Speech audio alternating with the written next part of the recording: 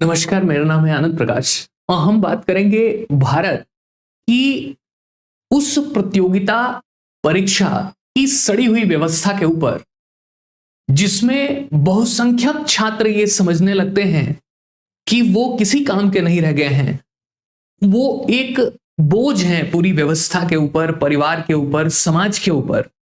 खुद गहरे डिप्रेशन में चले जाते हैं, अवसाद ग्रसित हो जाते हैं और हम एक ऐसा समाज तैयार कर रहे हैं जहां पे हमारा युवा अवसाद ग्रसित है केवल इस वजह से कि वो एक निर्धारित परीक्षा प्रणाली को पास नहीं कर पा रहा है।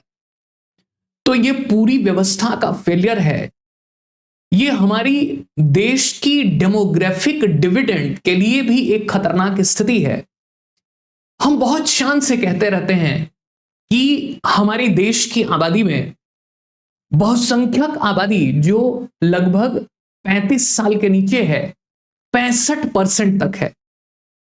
अगर भारत सरकार की नेशनल यूथ पॉलिसी देखें तो वहां 15 से 29 वर्ष के लोगों को कहा गया है कि ये हमारे युवा हैं, यूथ हैं। लेकिन ब्रॉडर संदर्भ में देखें, अंतरराष्ट्रीय संस्थाओं को भी देखें तो 35 वर्ष के नीचे अगर सबको यूथ मान लिया जाए तो 65% की आबादी है और इसमें से 2/3 डिप्रेशन के शिकार हैं। तो हम एक तरीके से पूरी दुनिया का डिप्रेशन कैपिटल बनते जा रहे हैं और इसके पीछे बहुत हद तक जिम्मेदार हमारी सड़ी हुई दुर्गंध वाली परीक्षा प्रणाली है, जो ये एहसास दिलाती है लोगों को, युवाओं को कि तुम बेकार हो, इस सिस्टम के लायक नहीं हो। सुसाइड्स के केस बढ़ रहे हैं, डिप्रेशन के केस बढ़ रहे हैं, क्राइम के केस बढ़ रहे हैं। उसके पीछे ये परीक्षा प्रणाली बहुत हद तक जिम्मेदार है। अब इसको समझने के लिए हमें आइंस्टीन के उस कथन की ओर या उस विचार की ओर जाना होगा जिसमें वो कहता है कि जब हम एक ऐसा सिस्टम बनाते हैं जिसमें हमें कुछ लोगों को चुनना होता है, तो हम ये डिक्लेयर करते हैं कि हम एक फेयर सिस्टम बना रहे हैं, एक बड़ा समान व्यवस्था बना रहे हैं सबके लिए, जिसमें वो कंपीट करके और अपनी योग्यता सिद्ध करेंगे और सिस्टम में फिट हो जाएंगे।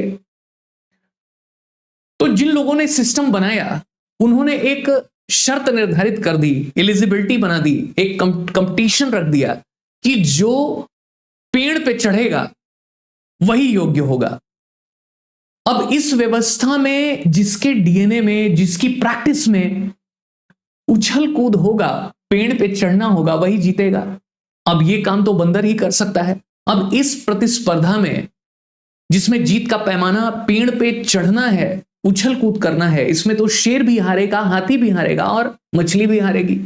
इसमें सभी हारेंगे और आजीवन वो ये विश्वास करेंगे कि वो स्टूपिड हैं, वो मूर्ख हैं, वो किसी काम लायक नहीं है, वो गए गुजरे हैं क्योंकि वो पेड़ पे चढ़ नहीं पाए।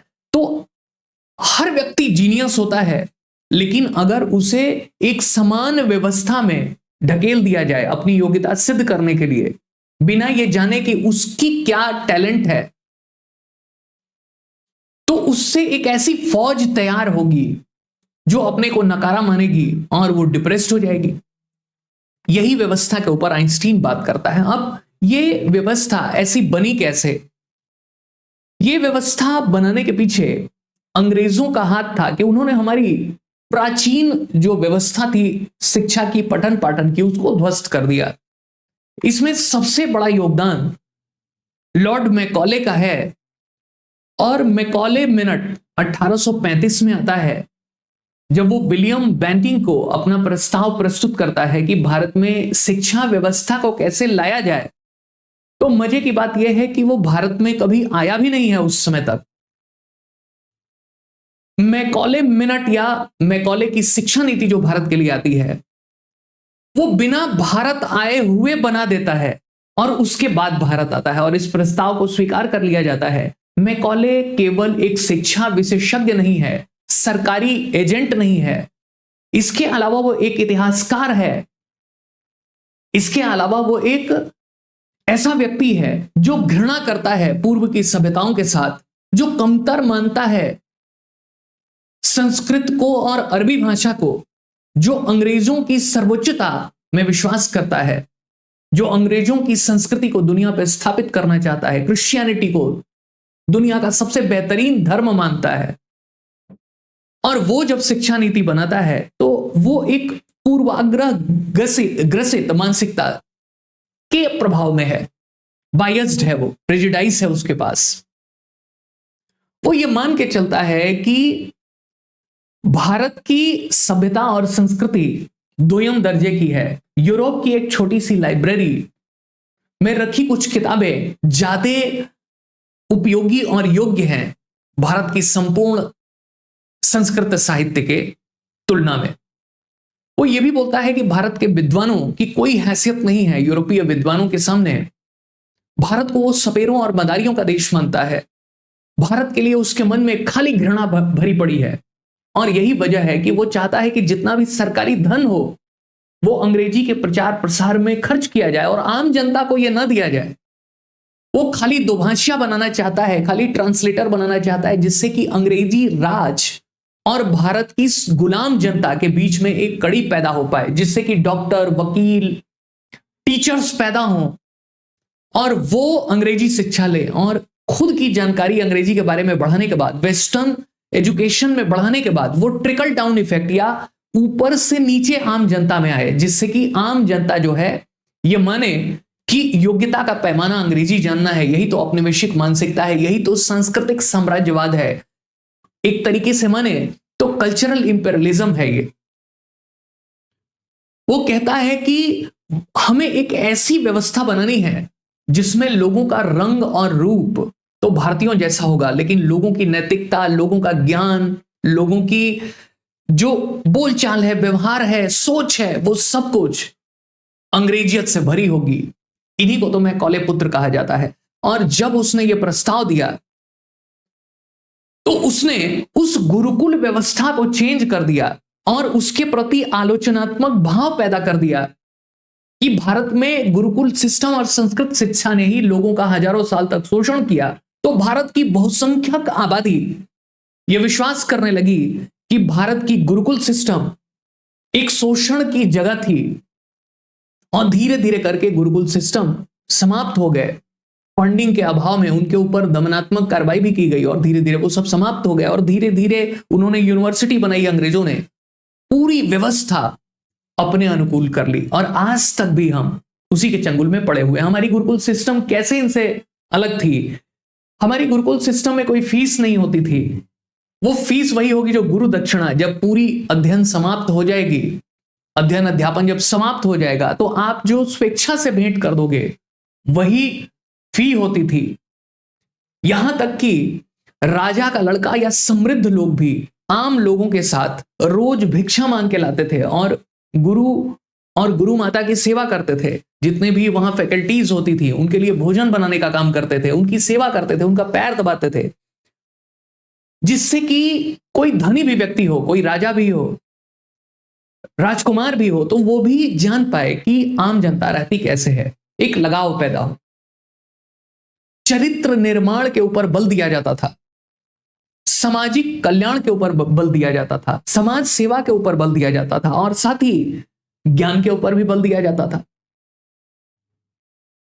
तो इसीलिए जब हम बोलते हैं कि भारत ज्ञान के रूप में, जगत गुरु के रूप में स्थापित था, तो वो इसलिए था क्योंकि हमारे पास वो प्राचीन गुरुकुल सिस्टम था। वहां हर एक जातियों के लोग एक साथ पढ़ाई करते थे, वहां कोई भेदभाव नहीं था। गुरुकुल के अंदर में किसी भी प्रकार का कोई भेदभाव नहीं था, और इस बात की पुष्टि कोई भी धर्म ग्रंथ नहीं करता कि किसी भी गुरुकुल में भारत के प्राचीन काल में कोई भेदभाव हुआ हो इस आधार पे कि आपके पास पैसा कितना है, प्रभाव कितना है, आपकी जाति क्या है। इसके सैकड़ों हजारों उदाहरण मिलते हैं।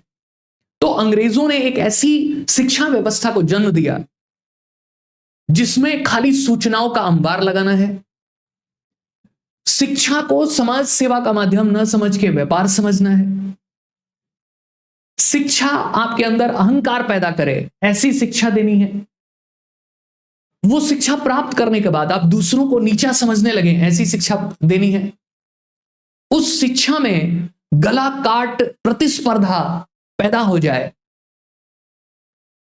ऐसी कोशिश अंग्रेजों ने की।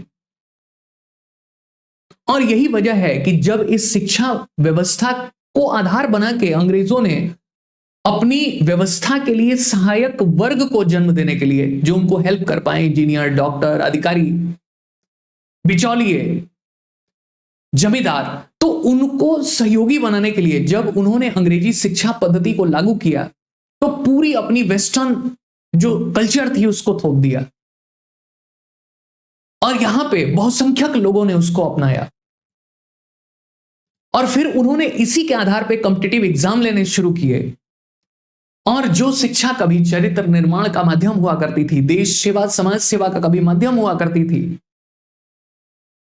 अब वो खाली सामाजिक रुतबा बढ़ाने और पैसा कमाने का माध्यम हो गई। और जब देश आजाद हुआ तो भी हमने इसके ऊपर बिल्कुल ध्यान नहीं दिया, हमने उसी व्यवस्था को आगे बढ़ाने का काम किया, और आज वो अपने सबसे खराब रूप में है, जहां की शिक्षा पूर्ण रूप से एक व्यवसायिक गतिविधि हो गई है, शोषण का माध्यम हो गई है। सभी शिक्षा माफिया इसमें जुड़े हुए हैं, नेता, मंत्री, अधिकारी, उद्योगपति आप शिक्षा से जुड़ चुके हैं, और शिक्षा एक शोषण का खेल हो गया है, एक पैसा कमाने का माध्यम हो गया है, एक प्रभाव स्थापित करने का माध्यम है। तो लॉर्ड मैकॉले और अंग्रेजों की मानसिकता जो इस शिक्षा को लाने में थी, जो इस प्रतियोगी परीक्षा को लाने में थी, वो अपनी उद्देश्य में पूर्ण सफल हुए। आज की डेट में अगर आपसे आपकी देश के बारे में कोई पूछे तो आपको उसको बताने में जितना गर्व नहीं महसूस होगा, उतना कि 2-4 लाइन अंग्रेजी में आपने बोल दिया तो आपको परम ज्ञानी मान लिया जाएगा। इसी को बोलते हैं औपनिवेशिक विरासत, कॉलोनियल हेरिटेज। और यही वजह है कि देश डिप्रेशन की गर्त में चला जा रहा है। तो हमें यह कोशिश करनी होगी कि जो काम अंग्रेजों ने और यूरोप के लोगों ने अपने लिए किया, लोगों के अंदर के टैलेंट को पहचान के अलग अलग क्षेत्रों में उनको स्थापित किया गया, जो हमारे यहां बहुत पहले ही थी, लेकिन अंग्रेजों ने उस व्यवस्था को बदल दिया। इसलिए क्योंकि इस देश को गुलाम बनाए रखना था, अपनी ही सभ्यता संस्कृति को नीच भाव से देखना था, उस पर अफसोस करना था, उस पर शर्म महसूस करना था। यही तो लॉर्ड मैकॉले का उद्देश्य था। इस शर्म करो अपनी संस्कृति के ऊपर, अपने देश के ऊपर, अपनी विरासत के ऊपर, हीनता का बोध पैदा हो जाए। यही लॉर्ड मैकॉले और अंग्रेजों की साजिश थी, जिसमें वो पूरी तरीके से सफल हुए। और आज की डेट में जब हम स्वतंत्रता के 78 वर्ष बिता चुके हैं, उसके बावजूद भी हम एक ऐसी व्यवस्था को जन्म नहीं दे पा रहे जिसमें लोगों के अंदर की टैलेंट को, इंटेलिजेंस को पहचान के और हम उस व्यक्ति को मदद कर पाए अपने सर्वोच्च स्थिति में पहुंचने के लिए। और जब तक ये नहीं होगा तब तक व्यवस्था का संकट बना रहेगा, और इस देश में डिप्रेशन एक महामारी के रूप में आ जाएगी। तो फिर पूरी व्यवस्था ध्वस्त हो जाएगी। चाहे आप कितना भी रॉकेट बना लीजिए, एटम बॉम्ब बना लीजिए, फाइटर प्लेन्स बना लीजिए, अगर आपकी बहुसंख्यक आबादी डिप्रेस्ड रहेगी तो व्यवस्था का ध्वस्त होना तय है। तो बताइएगा आपको क्या लगता है कि हमने एक भस्मासुर को पाल पोस के बड़ा किया है? ये अंग्रेजी शिक्षा पद्धति के आधार पे जो हमने अपना पूरा शिक्षा का मॉडल तैयार किया है और इसी को लेके आगे बढ़ रहे हैं, और इसी के आधार पे हम प्रतियोगी परीक्षाओं को कर रहे हैं, तो ये हमें कहां ले जाके छोड़ेगा? आपको क्या लगता है? क्या आप इस विचार से सहमत हैं? अगर आपको लग रहा है कि इससे कुछ अलग विचार हो सकते हैं तो कमेंट करके बताइए। अगर ये सेशन पसंद आया हो तो इसको लाइक करिए, चैनल को सब्सक्राइब करिए। मिलते हैं ऐसे ही किसी टॉपिक के साथ अगले सेशन में। तब तक के लिए नमस्कार, थैंक यू, धन्यवाद।